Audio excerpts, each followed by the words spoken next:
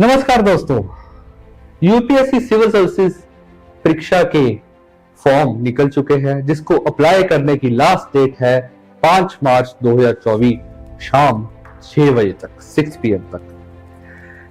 आप स्क्रीन पर देख सकते हैं upsconline.nic.in। इस वेबसाइट पर जाकर आप इस परीक्षा के लिए अप्लाई कर सकते हैं और इस साल 1056 यानी 1056 पोस्ट UPSC ने An excellent coaching point in IELTS and spoken English. Also expert in study and visitor visa. Government approved. SS Group. Session Chowk, Hoshiarpur. निकाली है।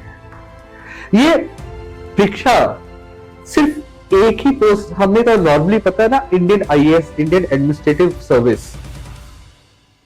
उसका या इंडियन पुलिस सर्विस, सिर्फ उसके लिए नहीं, इसके अलावा और बहुत तरह की सर्विस है जिसके लिए ये परीक्षा ली जाती है, जैसे IAS, IPS, IFS, Indian foreign service, इसके अलावा Indian audit and account service, Indian central account service, Indian corporate law service, defence state service, Indian defence account service, army headquarter civil service, Delhi Andaman and Nicobar, Daman and Diu and Dadra and Nagar Haveli civil service, ऐसे ही दैनिप्स, ऐसे ही Indian trade service, ऐसे ही Indian railway protection force service, Indian railway management service, या आप अपनी screen पर list देख सकते हैं। ये सारी सर्विस के लिए ये परीक्षा ली जाती है।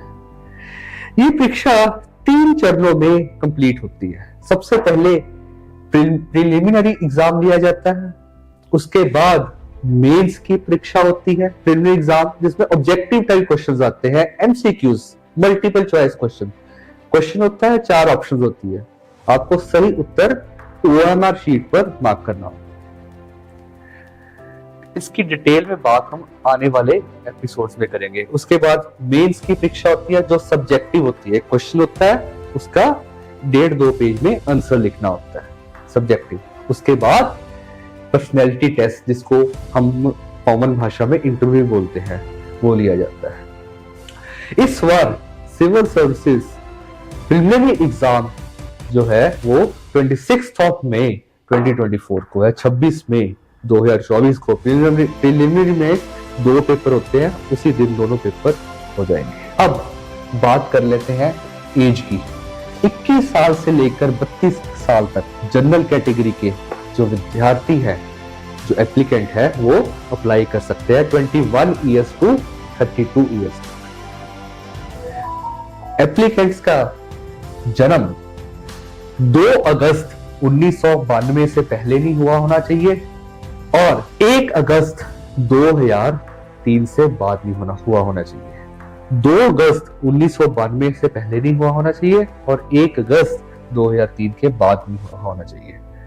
मतलब एप्लीकेंट की एज 1 अगस्त 2024 से पहले 32 क्रॉस ना हुई हो।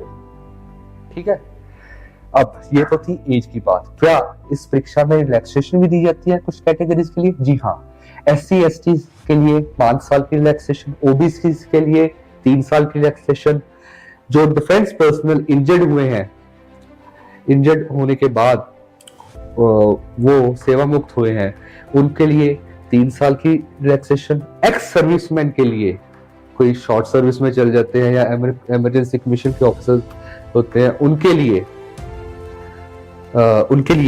5 साल की रिजर्वेशन। और पर्सन्स विद बेंचमार्क डिसेबिलिटी, जिनको कोई ना कोई डिसेबिलिटी होती है, उनके लिए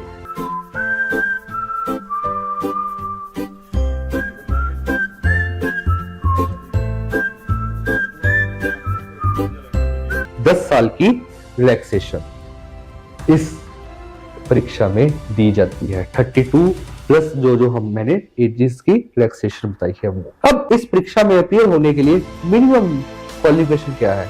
ग्रेजुएशन, चाहे BA की हो, चाहे BSc, BCom, MBBS, BTech, किसी भी फील्ड में एक रिकॉग्नाइज्ड यूनिवर्सिटी, चाहे सेंट्रल द्वारा रिकॉग्नाइज या चाहे स्टेट द्वारा रिकॉग्नाइज यूनिवर्सिटी की डिग्री होनी चाहिए, ग्रेजुएशन होनी चाहिए, सिंपल ग्रेजुएशन, कोई मास्टर्स नहीं, कोई PhD नहीं, सिंपल ग्रेजुएशन किसी भी फील्ड। अब बात कर लेते हैं अटेम्प्ट्स की।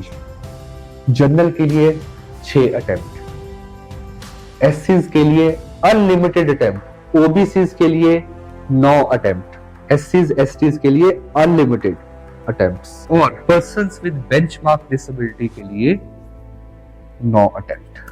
ये तो थी अटेम्प्ट्स की बात। जनरल को सिर्फ मिलेंगे 6 के 6 अटेम्प्ट्स, बाकी जैसे मैंने आपको बताया।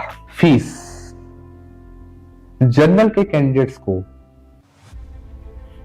₹100 फीस भरनी पड़ेगी इस परीक्षा में अपीयर होने के लिए। SCs STs और फीमेल्स के लिए कोई भी फीस नहीं है।